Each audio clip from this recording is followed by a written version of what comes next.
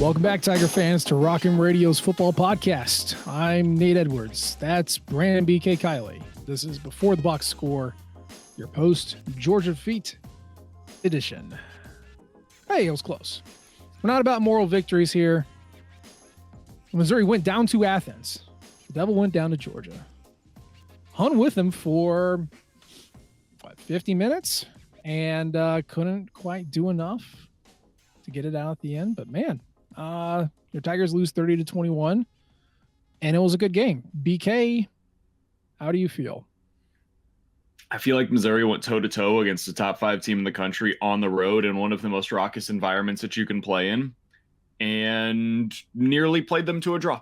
Yeah. And other than really one play, it's two turnovers, but one play that really mattered.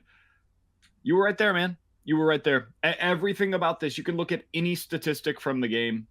It was basically a 50-50 proposition. And There was one play that your team made that essentially lost the game. And the other team didn't make that kind of a play.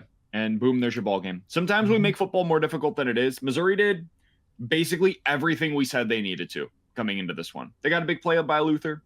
They ran the ball really well. Defensively, they made enough stops. And you turn the ball over. Game over. That's it. Mm-hmm. I mean, I think the takeaway is that, like, when you think about the 2013 game, and I know we've talked about it a lot over the past 3 weeks now, there was some razzle-dazzle, right? There was the Colt 45. There was the strip sack. There was 4 total turnovers. There were these moments, and I know Sam wrote about this in his pour over, but there were these moments where you're like, oh, I'm remembering that play and I'm remembering that game.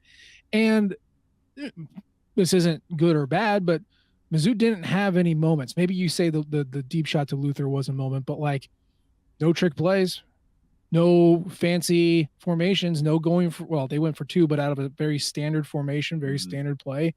They did not pull out the stops seemingly. They just said, we're lining up and we're playing ball, which is a very bold choice to make against, the best program of the past 5 years, one of the 5 best teams this year, to just say, no, we're just playing you straight. I mean, Georgia's the one that did a trick play, then got a pass interference, but like they're the ones that did it. It was very odd for Drinkwitz, to kind of be the offensive guy, the trickster guy, which he's. The longer he's here, the less he is of that. But to have that reputation and then do nothing, have not a lot of creativity, and just say, no, we're just going to straight up play it. Like, it was a bold choice, and it was working until the mistakes that you talked about. Yeah, that's what I was about to say. It actually made me feel better about it. Yeah. Like, Yeah. there was nothing fluky about what happened on Saturday for the first 3 quarters. Missouri was, you can make an argument, outplaying what is by most considerations a top 5 team in the country on their field with 90,000 in attendance. Like, that happened. And that taking place gives me even more confidence in this team, frankly, because they didn't need 5 takeaways to be close. They didn't need 4 fourth down conversions. They didn't need some weird fluke play to be able to stick in this thing. Like, this was their offensive line moved Georgia's defensive line. Their defensive line caused havoc around Carson Beck. It wasn't like 7 sacks in the game, but they made him uncomfortable just enough to where he was kind of out of his element there for a while. So much so that Georgia at the end of the half decided, you know what? Let's just regroup. Like, this isn't working.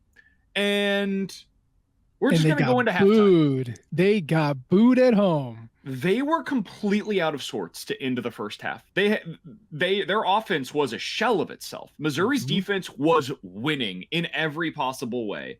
And that's kind of what made the end of the first half so frustrating for Missouri as well, that they weren't able to take advantage. But, man, you're in the fourth quarter. There is, what was it at the time? 9 minutes left to play. You get the ball. You're on the road. You're down by 6 points. If I just had simply told Missouri fans that is the situation going into that one, every single one of us signs up. Every single one of us. Because now you have 9 minutes to do the thing, to make the moment happen. And They start moving the ball. They get 20 yards in their first 2 plays on the drive. You're at midfield, 7.5 minutes left to play. Down by 6. And you throw an interception to the biggest man on the field. And that's ball game. Because Georgia set up in field goal position basically right then and there. Your defense kind of was able to get a stop there. I mean, they kicked field goal, but that ended the game for all intents and purposes. You weren't scoring twice in the final 5 minutes or whatever it was, 4 minutes. It just wasn't happening. Not against that team on that day, in that moment, with that crowd. It wasn't taking place. So when you threw that interception and they got 20 yards on that first run, game was over. And that's all that there was to it, unfortunately. I think that's really, I mean, obviously the interception was the mistake. I will also say I didn't quite agree with the tactics used to attack during that last drive. Like obviously the pass, the pass to Burden worked, right? Okay, I got that. But 20 yards in 2 plays is objectively good. 13 of that was from Cody Schrader. At the time, I wrote it down. 8 minutes, 59 seconds. So yeah, let's call it 9 minutes. You have 3 timeouts. You are on your 30-yard line. Mm-hmm. We all know by this point who Cody Schrader is. Our little muscle hamster, right?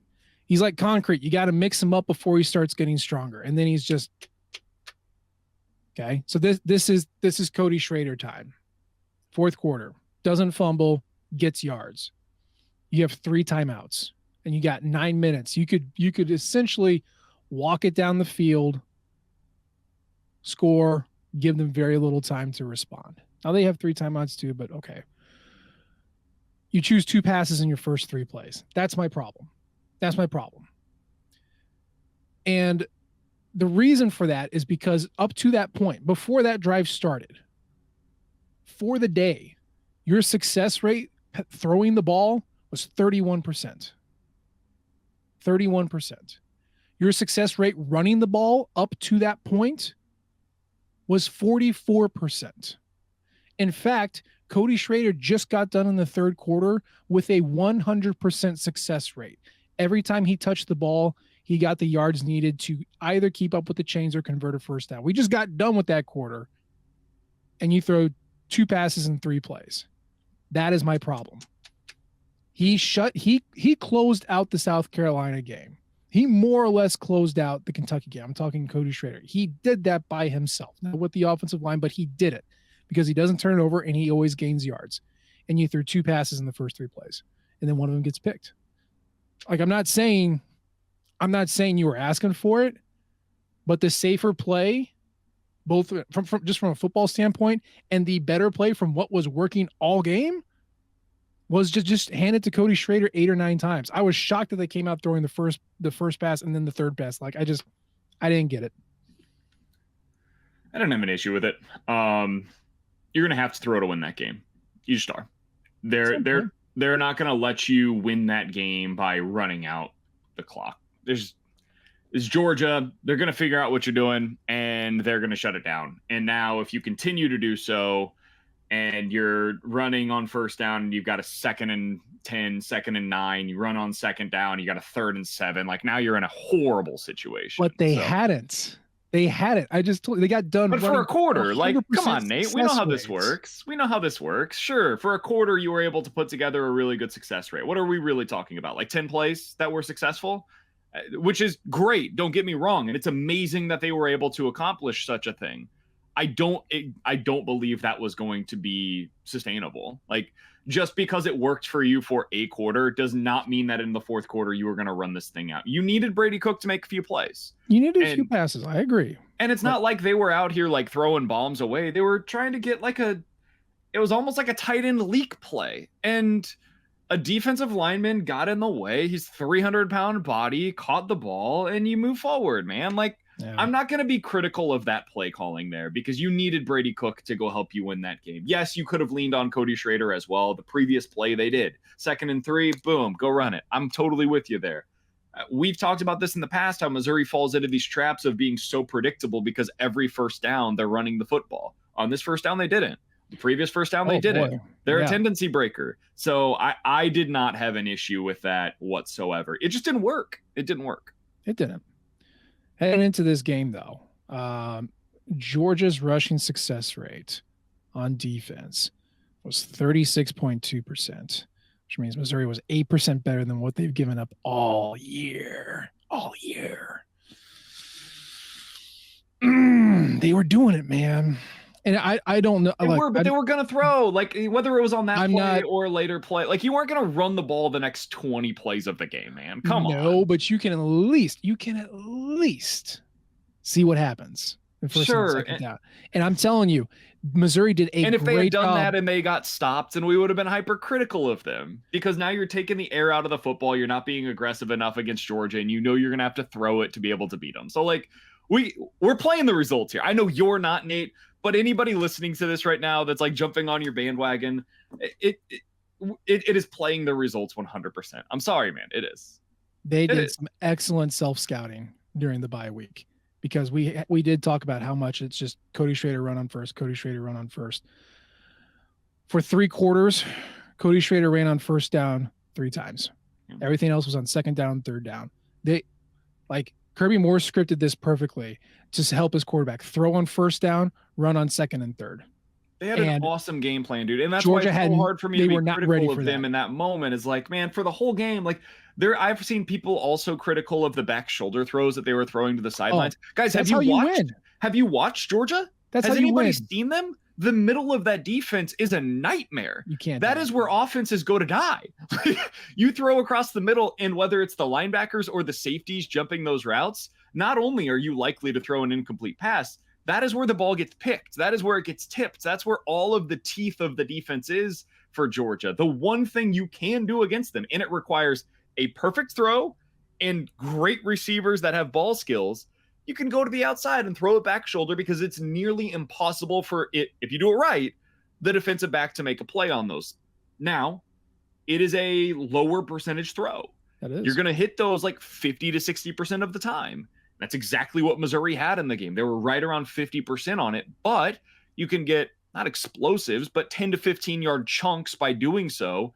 And you've got a guy in Theo Weiss who's clearly proven he's capable of coming down with a bunch of them. So yeah, I had no problem whatsoever with their game plan in this one. I thought Kirby Moore was awesome, man. I didn't think the outside zone was going to work against this defense. It not only worked, it worked to perfection. And then they just kept spamming the hell out of it, saying, hey, until they stop it, we're just going to keep running it. They didn't stop it. And then, and then threw 2 passes. And then he threw 2 passes. Theo Weiss, though, I mean, he is custom built for those back shoulder passes. That's a static explosive. There's not like yak, but it's like you said, it's a chunk play. And think of every catch that he had. If you go back and look at it, like, I mean, I know the -1 play was not great, but he had a 33-yarder, he had a 31-yarder, and he had a 13-yarder. All 3 of those back shoulder. Yep. And they tried Mookie Cooper, and it worked. Didn't really work all that great, but Mookie was better along in the inside, which is a dangerous place to throw it to Georgia, as you mentioned previously. That was how you win in the pass game.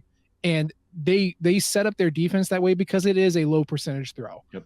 And so they know, hey, yeah, okay, quarterback, go make this impossible throw. That's how you beat us. And the quarterbacks who can do it can move the ball. In several instances, Brady Cook did that. He also beat him with a throw, like threading the needle against the cover 2, where the corner shuts down and then Mekhi Miller. Mekhi Miller down the sideline. Yep. Safety's laid over the top. Mm-hmm. Corner falls down, or corner stays down into his shell, and then you've got the keyhole right there. You've got to hit it. You got to hit it. And if you don't, your receiver's getting blown up, and it might be a pick. Like one of those 2 things is probably happening. It was a perfect throw. It was a ballsy throw, and he was able to thread the needle. Like, man, Brady Cook was really good for the vast majority of that game. Mm-hmm. The vast majority of it. Like, I remember texting you early on, first, second drive. I said, Brady Cook looks really poised. He was. He's taking whatever they're giving them.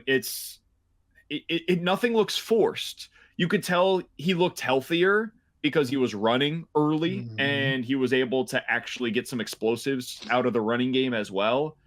He played a really excellent game for 3.5 quarters. Yeah. And when you play against Georgia, an excellent football game is like 250 yards through the air. That's excellent. And if you're able to add a little bit of value on the ground too, oh my gosh, that is chef's kiss. Everything you could ask for and then some. Yeah. So he finishes, at least to my count, 212 yards through the air, 57 through on the ground, if you don't count the sacks, which I don't. There was two adjustments that they made, two really simple adjustments that Georgia made. After that first touchdown drive, they took their outside cornerback. His name is Kamari Lassiter. If you were curious, he is a junior, so he's experienced. He's a former blue chipper. He's a 4-star out of Savannah, Georgia. They took him out. He usually plays kind of on the left side. They just put him in the slot and say, you cover whoever's in the slot. Yep. Well, who sits in the slot? It's Luther Burden. So Luther got erased. And then Dalen Everett, they rotated him onto the left side and brought in Malachi Starks from the free safety position to play the other corner spot. It's just a very versatile group of secondary guys. They can do that sort of thing. And it worked. So this is the second time where a outstanding blue chipper is able to erase Luther. Now, we could speculate on his health. It's impossible to tell from that guy. I don't know if he's healthy or if he's injured because it's just we've talked about in the last show. He always looks like he's hurt. But the point is that elite defenses can put an elite guy on him and minimize his impact, which is what they did. By the way. Yes. Prior to this game, how many snaps do you think Lassiter had played in the slot this season? I don't know, probably 10. Prior to this game, he had played 11. Okay. He played 29 snaps in the slot in this one. This is what really good coaches do, man. They made an adjustment by doing something this guy was basically never doing. Last year, his highest snap count in the slot was 5 snaps. And he was playing 40 to 50 snaps on the outside regularly. So this is something where Kirby Smart said, that guy is not beating me. Yeah. We're not doing that anymore. Yeah. And he took him away by putting his best corner into the place where he could more often line up against Missouri's best player. And that's it. That's it. And so that was the first thing that they did, was they switched out their corners on the nickel spot and removed Luther. The second thing that they did is that they kind of play this weird 3-4 style, 3 down linemen. And then their linebackers are kind of like a mix of safety and linebacker. It goes Jack, Money, Mac, Star. We all know what a star position is. That's kind of a heavier safety. They took their Mac, which is a lighter coverage type inside linebacker. His name is Smale Munden Jr., which, again, just the worst name in the world. I am sorry, man. I don't know how there was a first, let alone a second. I'm glad you're good at football. They took Smale Munden Jr., and instead of saying, hey, you're playing coverage, they said, hey, you're playing Brady Cook. And he just shadowed him. Sometimes he would rush him. Sometimes he would just kind of sit back.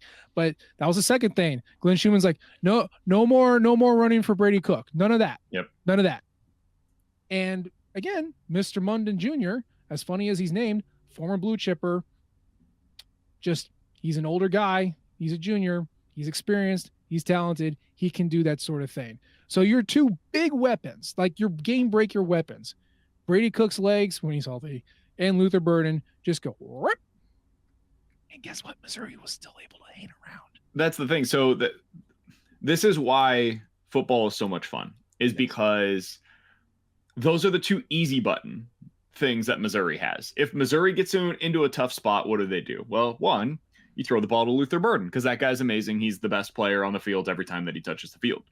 Number two, well, when he's healthy, as you mentioned, Brady Cook can run. The guy's really gifted with his legs, and it doesn't really matter who you're going up against. He seems to find open holes, and more often than not, he's able to get like 5-6 yards for you when you have either a designed run or a scramble, which he's also very good at. And Georgia said, we're not allowing you to do either of those two things anymore. If you're gonna beat us, you're gonna do things with your left hand. Your right hand, put it behind your back. Now play left-handed. And guess what? Missouri almost did it. Yeah. Like Missouri went up against a team that, while not as good run defense this year, is still really freaking good at stopping the run. Mm-hmm. And Missouri did a thing where instead of throwing to the middle of the field to Luther Burden and Mookie Cooper and Mekhi Miller and all of the guys that they've been throwing to all year long across the middle of the field, they won by throwing it to the outside. And these are things that Missouri has not done a whole lot of this season. So in order to beat one of the best teams in the country, they tried to play left-handed. I didn't think they would be capable of doing that, frankly. And they almost were. They almost were, man. For 3.5 quarters, they were right there. So you're right. There is no moral victories. It goes down as an L. You're 7-2. Your dreams of winning the SEC East are dead. Your dreams of making the college football are completely out the door. Your dreams of having a season that is remembered like historically great, over. That's no longer on the table. But it can still be a really freaking good season for Mizzou. Sure. You can still win 10 games this year, which has rarely been done at this program. So everything is not lost. It was a kick to the teeth. And there's really no way to change that, unfortunately. Yeah. I mean, could Georgia lose games toward the end of the stretch? Yeah, I think absolutely they could. Doesn't matter though. Yeah, because they have the tiebreaker. 3. And you need to lose 3, and they only have 2 SEC games left: Ole Miss and then Tennessee. So it doesn't matter. They won the East, like we said. This was the SEC East championship game. They won it. Technically, Tennessee's still alive, but we'll talk about that later. Yes. We'll talk about that at a later date. Okay, yeah. And that's okay. That's okay. Yeah, it's not a moral victory. It was a great showing. And I know you picked Georgia to win. I know I picked Georgia to win. I know we're all like, well, we're picking them to win, but it could be close, and it was. So I mean, we were right, but it's you don't get credit for a close loss. But here's the thing. This is the second year in a row that Missouri has hung with Georgia, closer than maybe some people think, and closer than most SEC teams can. Mm-hmm. That also doesn't mean much unless you continue to close the gap, right? This is a checkpoint. And starting next year, we don't know how often we're going to be playing Georgia. We don't know what that schedule is going to be. We don't know how often they're going to be on the rotation, which means, okay, is there an Alabama? Is there an LSU? How often do we see them? How often do we see Florida if they ever get their stuff together? How often do we see Tennessee anymore? Oklahoma, Texas, A&M if they ever figure out their money situation and actually get good teams together. Like, I don't know. But when you go up against elite competition, if you continue to close that gap and get close, that says something for that year. But you have to keep staying close, and then at some point you got to start winning them. And I don't know when that's going to be, but I choose to view these past 2 games against Georgia and just the overall trajectory of the program as a positive, and assuming that in the long run it's going to keep going that way. Am I crazy to think that? No. So this is where I get upset. Not at you, Nate. I want to be clear. This is not directed towards you. Sometimes I get in trouble for this because I like to believe that I'm a realist. And I think sometimes we need to acknowledge what Missouri is as a program. Where they are as a program, where they're always going to be as a program. What they're not going to be is Georgia. What they're not going to be is LSU. What they're not going to be is Alabama. What they're not going to be is any of the historically great programs, Michigan or Texas or Florida State or Notre Dame. They're just not that. And so again, this is not me necessarily pushing back on what you just said, Nate, because I'm in total agreement. What they have done over the last 2 years, like, it shows signs of progress, and that is what you're looking for. What I am pushing back against is what I think will become a discussion about Missouri sooner rather than later is, okay, cool, you're doing all of this, but when does it take the next step? It might never take the next step, guys. It might not. Gary Pinkel never took it. Gary Pinkel's best years were years where he makes it to the Big 12 championship or makes it to the SEC championship. And one time, you had a real chance to be able to win when you got there. And that was in 2013. For Missouri as a program, this is pretty close to what a ceiling type of a season is probably gonna be, is something resembling this. And the reason why I loved the lead up to this game is because it almost allowed for you to have a moment as a fan base where, like, okay, now we can really dream moving forward. And so I guess I say all of that to say this. Appreciate the season for what it is right now. Appreciate it. Like, really take it in and enjoy every moment of it. This next weekend, when you play against Tennessee, I know there's a bad taste in everybody's mouth because you lost on the road at Georgia, and now the stuff that we all wanted to be in play is no longer in play. Man, that stadium should be packed for this game. It is a huge, huge football game between two teams that are ranked in the top 20 in the country, two teams that have legit 10-win aspirations this year, and that is a really big deal, man. To win 10 games in the SEC, to win 10 games at Missouri is something that almost never happens. Missouri's football program has won double-digit games in the regular season 4 times. 4 times in the history of the program, man. 07, 10, 13, 14. And that is still in play this year. And what I don't want to hear is, okay, what's the next step from that? I get it. That is a discussion that we'll have, people will have, but I think it almost overlooks what has been accomplished this year. And that is frustrating to me personally.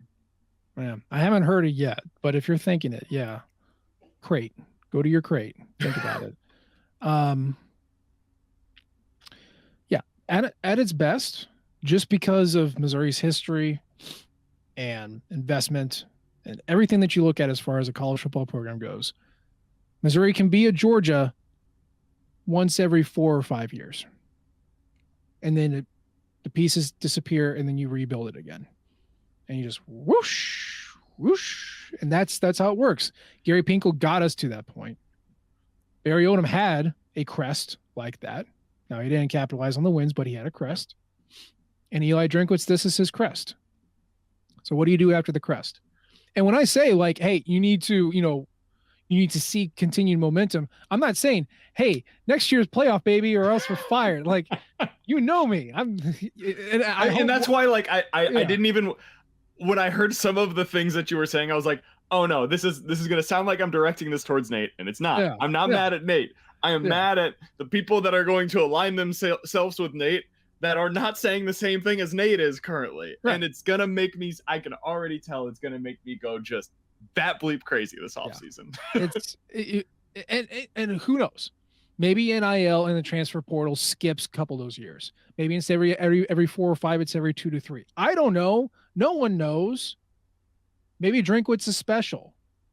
But cool. You know, when I look at, you know, I talk about coach records, and I look at, you know, how did you do against teams that finished with the winning record? How did you do at home? How did you do on the road? How did you do against your rivals? How did you do in 1-score games? I also do it by SP plus ratings, right? How did you do against 1 to 10, 11 to 25, 26 to 50? Do you know, we famously know how Barry Odom did against SP plus top 10. He was 1-7. And we all know the one. It was Florida in that just random butt kicking in Gainesville in 2018. We all remember that one. Do you know how, do you want to take a guess, I should say, of Gary Pinkel's record against SP plus top 10 teams? I know it was worse than a lot of people would expect, because it was one of the, like, as I've gone through in the last few weeks, as we've been seeing Missouri play against competent opponents, like top 20 ranked opponents, I've gone back through some of those seasons, and I'm like, man, they really just did the thing where they take care of business against all the bad teams and occasionally punch up, and the occasionally is like not a lot. But so it's top 10 teams is what you're asking me? Plus top 10. Did he have 2 or 3 wins against them? That's close. He had 4. Okay. Do you know how many losses he had? Oh, it had to have been 15? 25. Yeah. 4 and 25. Your Hall of Fame, college football Hall of Fame coach with the best years in Missouri history went 4 and 25 against top 10 teams in the SP plus. Okay. Now you could say, well, he inherited just a pile of poop from Larry Smith and he had to build it up. That's fine. That's fine. Pick a year. What do we want to say? 2005? Would you say 2005 is when he finally had like his program in place, the roots were installed? Okay. Yeah. Yeah. Let's just say it was 2005. Okay. I can meet you there. He was still 4-19 against top 10 programs when he had his stuff together. And the teams that he beat was it Nebraska? Nebraska twice, Oklahoma, and KU. Texas Tech. Oh, KU wasn't a top 10. Interesting. Texas Tech was, but no, yeah. KU was 11th. So gotcha. Okay, right on the outside. Yeah. But he just didn't do it. Just like he got us to Big 12 championship game, SEC championship game, and just couldn't get it over the hump. That's okay. That's okay. You still need to get lucky. You still need, maybe it doesn't mean that he wasn't the man for the job. Clearly he was. He was definitely the man for the job.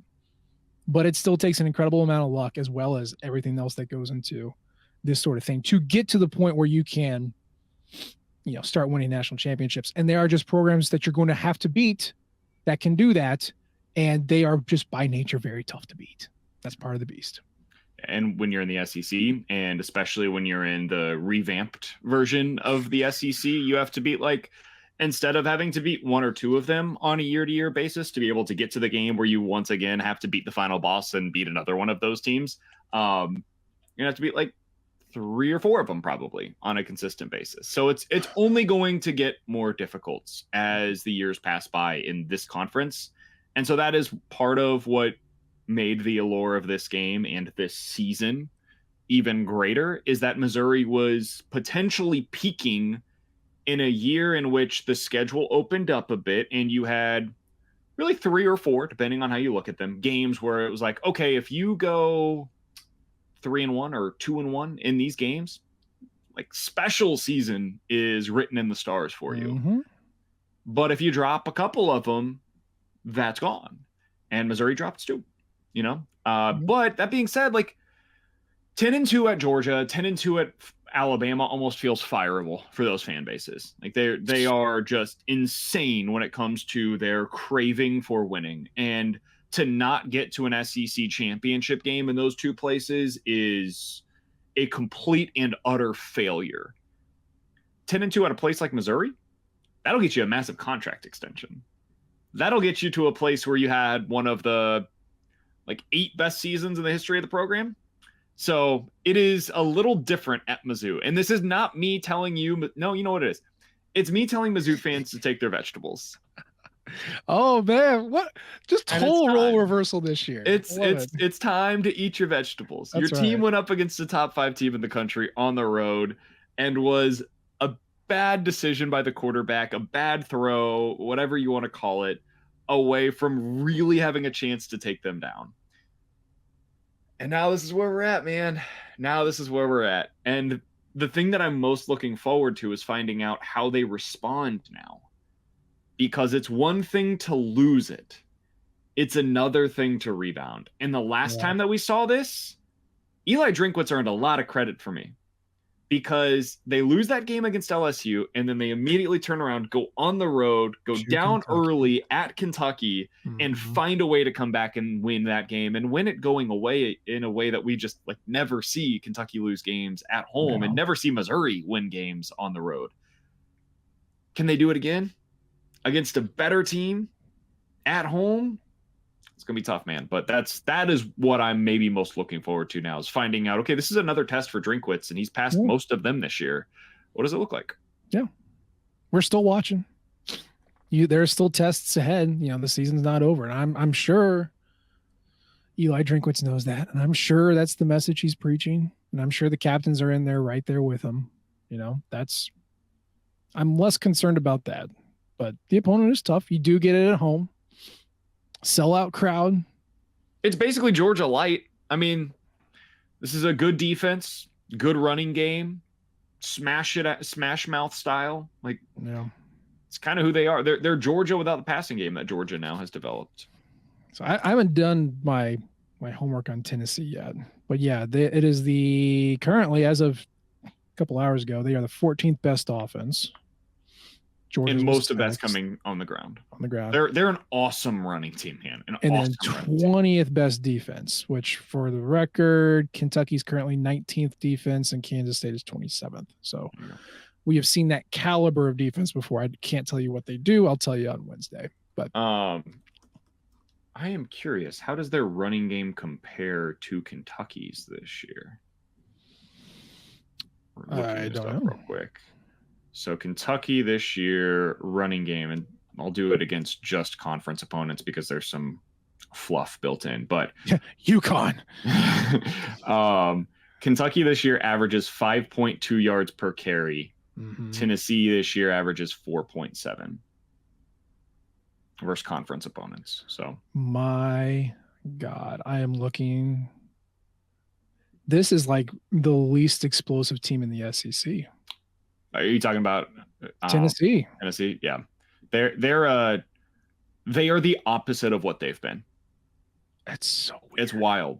It's really wild, man. They're third in the country in rushing yards per game so far this year, and they're 103rd in 20-plus passing yards. They're 126th in completions of 20-plus yards. Yeah, they don't create explosives through the air. They don't. And last year, that was their entire offense.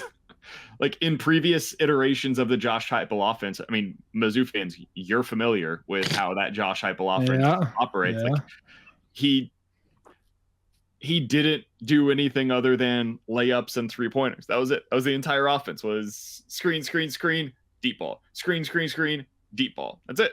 And now suddenly he's become a run over the middle, run, pass it over the middle. It's a very strange Jabari Small and Dylan Sampson are good. Yeah, this is going to be a good test. Dylan Sampson is a little touchdown thief. He's got 7. No one else has more than 2. But wow, they're an interesting team. They are interesting. But yeah, it's a very good defense. It's always been a good defense. Yep. Since Heupel's gotten there, and now it's ground based instead of passing base, because you can, by the way, you can't run against this defense. Nobody does. So that's going to be something. That's going to be something that is interesting to see, because they're a better run defense so far this year. They're amazing.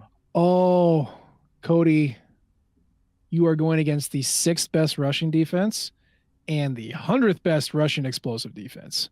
Whoopsie doo. You can break a few big ones. But Cody doesn't break explosives. That's not his game. Not until Missouri is one of the worst explosive rates on the in the running game so far this year. Yeah, because Nathaniel Pete can't stay on the field. Yeah. Nor should he. He came into the game the first play. It was so funny. The first play he came into the game, at the time, Missouri had 0 plays for negative yards. Nate Pete comes onto the field for 1 play. I think it was in the second quarter.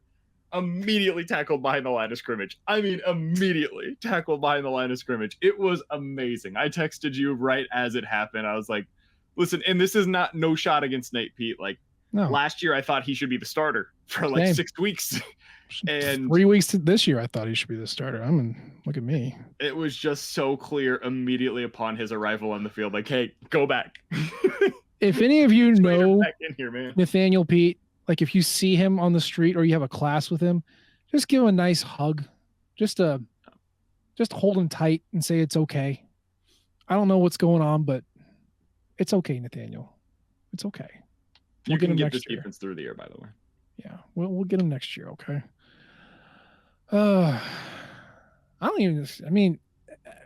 know we've already talked about this, but like, I have no emotional hangups about the Georgia game. No. I was sad that they lost, but like, we all kind of figured they'd lose. You hope that they win. You're like, well, how's it going to happen? And you found out how it happened. You're like, okay, go beat the hell out of Tennessee, go beat the hell out of Florida, and then end whatever is happening in Arkansas and have a special year. Well, not magical, but just have a special year. You know, that's whatever is happening at Arkansas is they beat the most fraudulent team in the SEC, which is Florida. Yeah, that's what's happening on the road.